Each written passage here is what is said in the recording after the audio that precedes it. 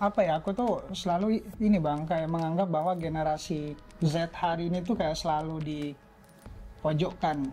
Ini yang jarang dibongkar gitu, kayak seolah-olah bahwa oh ini kesalahan generasi sekarang karena manja lah, karena mungkin tidak memenuhi skillnya untuk bersaing. Salah satu isu yang menurutku penting diperhatikan para pemangku kebijakan yang ada di daerah ya, bagaimana tadi bisa memenuhi segala bentuk keinginan, segala bentuk hasrat pasar dan karir yang dibutuhkan oleh generasi muda yang ada di daerah-daerah. Jadi kecemasan ini yang menurutku dianggap remeh oleh beberapa pemangku kebijakan karena dianggap wah ini persoalan jangka pendek, padahal kita bicara soal jangka panjang. Jadi kegelisahan eksternal ini yang akhirnya selalu menjadi alasan kenapa generasi muda hari ini mungkin belum menunjukkan potensi terbaiknya.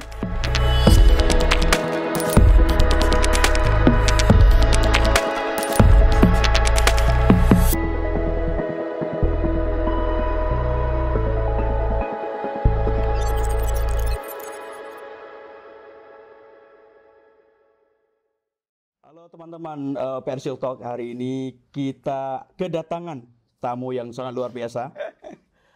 Ya, ini Rian Pahardi. Ya, teman-teman di media sosial pasti akrab dengan sosok ini. Beliau ini dikenal sebagai Presiden Gen Z. Presiden-presidenan. Karena kan kita punya mimpi jadi presiden Bang, jadi harus berambisi kita. Meskipun sulit. Sore ini di waktu yang cukup tenang seperti ini sebetulnya kita ingin berbicara serius, Bung Rian. Kita akan berbicara soal kebangsaan lebih tepatnya. Karena berat. Kalau tidak berat. Kita ngobrolin ini Nadiem Makarim out tuh enggak? Jangan, sangat sensitif sekali. Jadi Bung Rian, kita ini sedang menuju momentum terbesar kedua setelah pemilu. Bung Rian kan sudah akrab ya terkait dengan isu politik.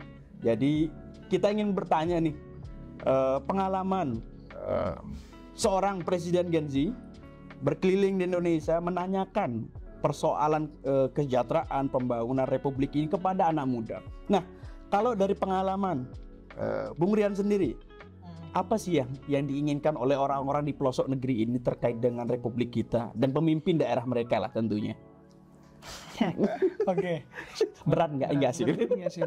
Tapi ya senang sekali sebenarnya bisa ngobrol di sini karena menurutku kayak jangan sampai kita selalu aku tuh selalu ini Bang, kayak menganggap bahwa generasi Z hari ini tuh kayak selalu dipojokkan. Apa itu dipojokkan, kenapa? Selalu di stereotip, selalu di generalisasi. Kayak contoh lah kemarin lagi rame kan soal data 10 juta pengangguran itu. Iya, itu sempat naik kemarin. Rame banget digiring. Bahkan media juga menjadikan judul-judulnya clickbait kayak gitu-gitu. Tapi menurutku ada sesuatu yang tidak terlalu dilirik di sana. Apa bahwa itu? Bebannya bukan hanya satu generasi saja, tapi ada tanggung jawab 2 layer di atas generasiku. Ini yang jarang dibongkar gitu, kayak seolah-olah bahwa oh ini kesalahan generasi sekarang karena manja lah, karena mungkin tidak memenuhi skillnya untuk bersaing. Itu mungkin sebuah hal, tapi fundamentalnya adalah generasi yang di atas yang sudah terlebih dahulu menciptakan sebuah sistem yang itu tidak bisa didobrak. Jabatan dalam artian di sini adalah sejauh mana sih keterlibatan dan kesempatan yang mereka sudah hadirkan ke generasi yang sekarang.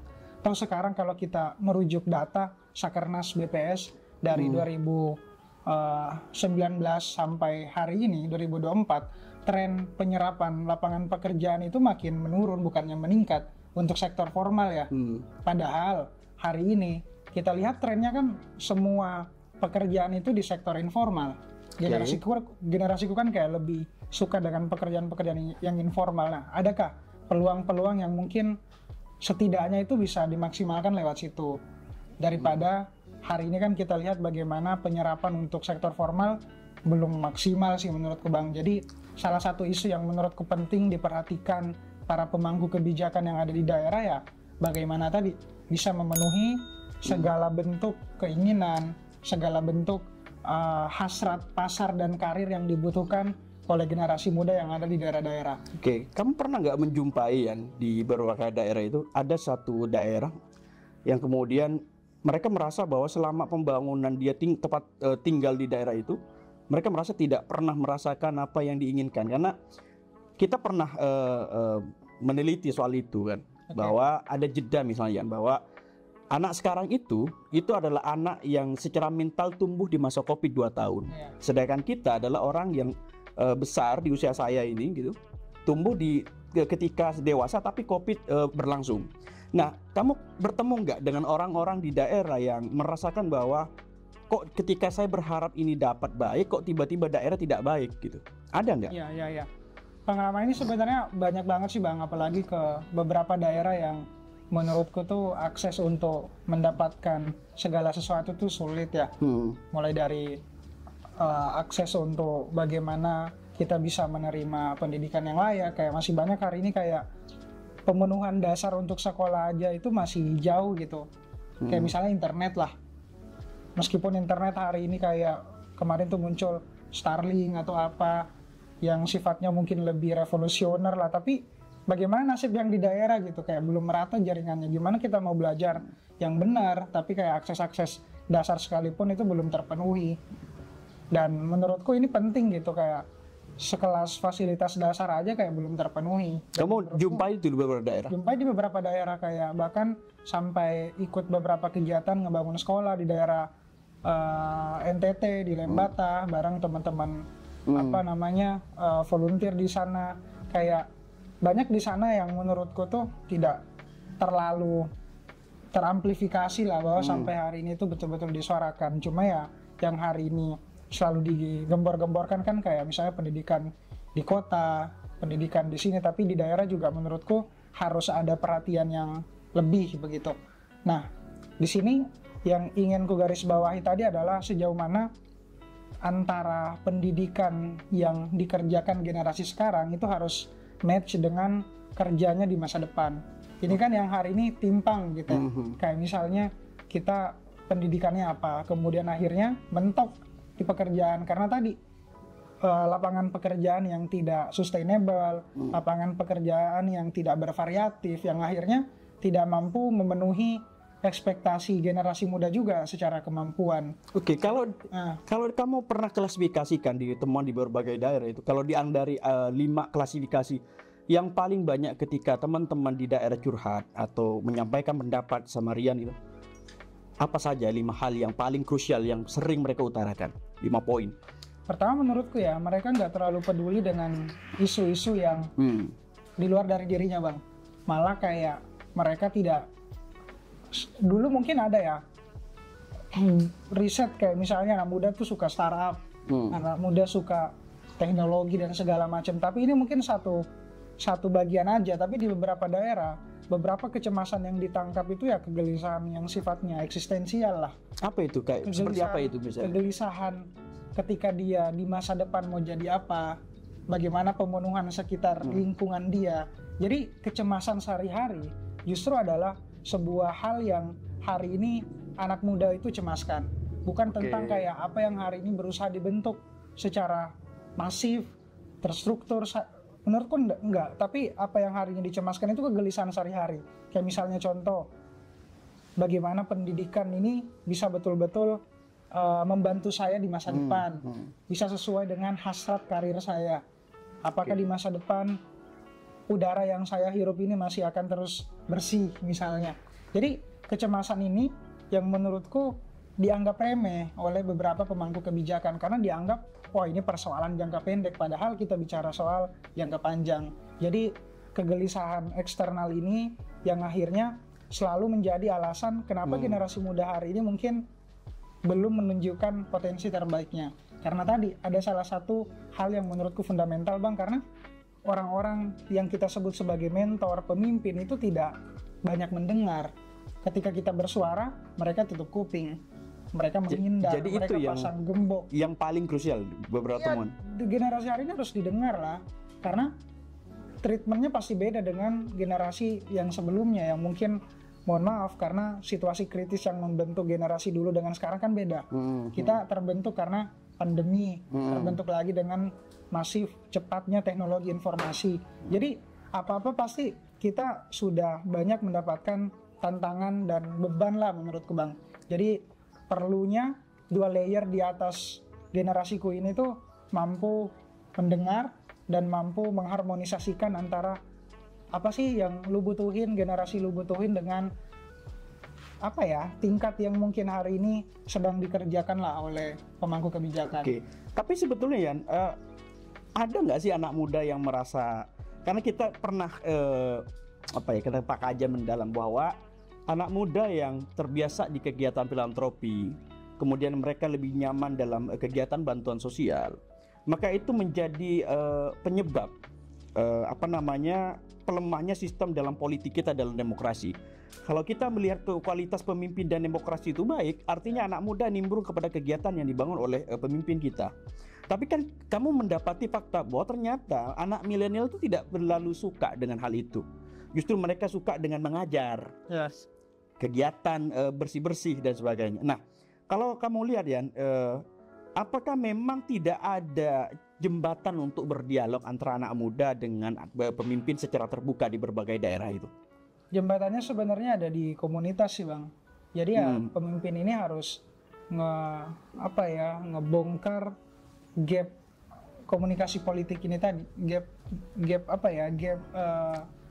antara pengaruh lah gitu ya, semacam itu ya. Nah, bagaimana tadi komunikasi yang dihadirkan itu bukan hanya linier, tapi bagaimana komunikasi yang sifatnya tuh komunitas, sifatnya tuh fokus dengan agenda-agenda yang betul-betul ingin diusahakan oleh para anak muda inilah. Jadi cara untuk mendapatkan hati anak muda bagiku itu adalah didengarkan dulu ya, didengarkan, terus bagaimana aspirasi mereka itu betul-betul bukan sekedar didengar lagi, tapi kayak dikasih kesempatan lebih. Karena menurutku hari ini kayak peluang yang hari ini tuh banyak banget bisa dimanfaatkan anak muda, cuma ada beberapa hal yang ngebuat kita itu gak bisa maksimal menjalankan itu. Kayak oke, dikasih sekedar ini, tapi akses untuk menjalankan itu gak sepenuhnya dikasih.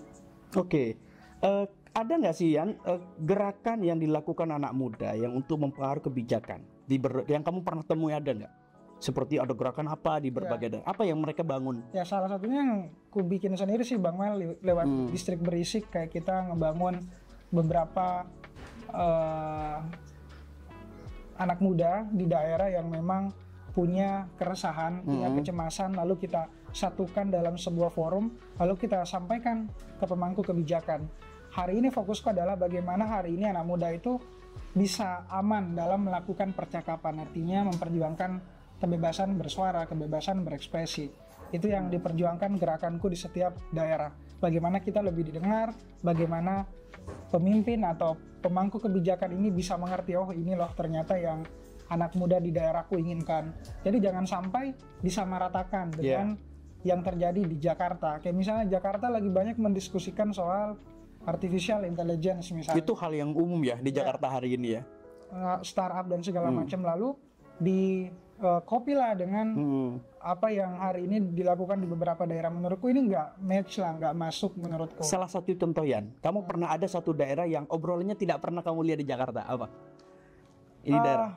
Oke, yang nggak pernah kulihat tuh pertama adalah pasti kalau kita bicara soal budaya, bicara soal pemanfaatan modal budaya tuh, menurutku ini kan salah satu hal yang harus didiskusikan dan diharmonisasikan para pemangku kebijakan dengan yang ada di daerah.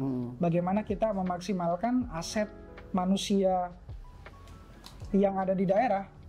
Manusia ini bukan berarti yang hari ini hidup aja Bang, tapi yang udah nggak ada. Bagaimana kita misalnya berkomunikasi dengan sejarah. Artinya daerah ini perlu gerakan-gerakan yang kembali ke akar lah. Jadi menurutku level kebijakan itu juga bukan hanya harus ke masa depan, tapi harus ke akar juga nih.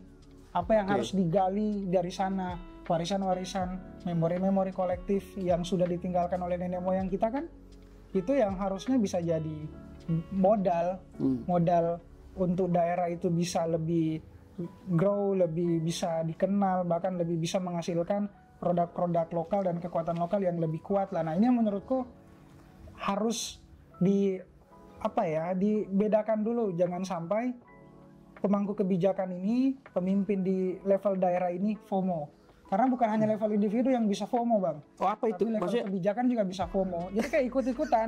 Kayak misalnya Cina lagi bikin ini. bicara soal ini, Jepang lagi bicara soal ini, Jakarta bicara soal ini. Dipakailah di daerahnya kayak. Makanya kemarin kan kita lihat tuh ada pemimpin yang kayak gini tuh. Terus seolah-olah bahwa oh ini adalah canggih, padahal dia cuma nempel doang. Terus ternyata itu video seolah-olah metaverse. Kan lucu kayak gitu. Padahal kan banyak yang dilangkahi di situ. Oke.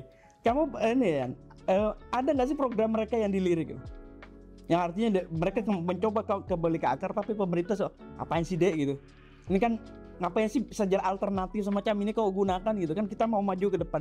Ada nggak akan kontradiktif bahwa mereka tuh merasa tidak nyaman dengan gerakan anak muda semacam itu?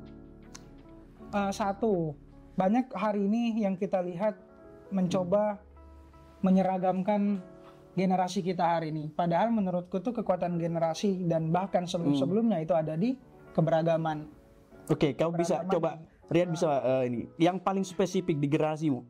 Kalau di generasi saya sebagai milenial mungkin aku sudah bisa tafsirkan dengan pribadiku hari ini dan teman-temanku.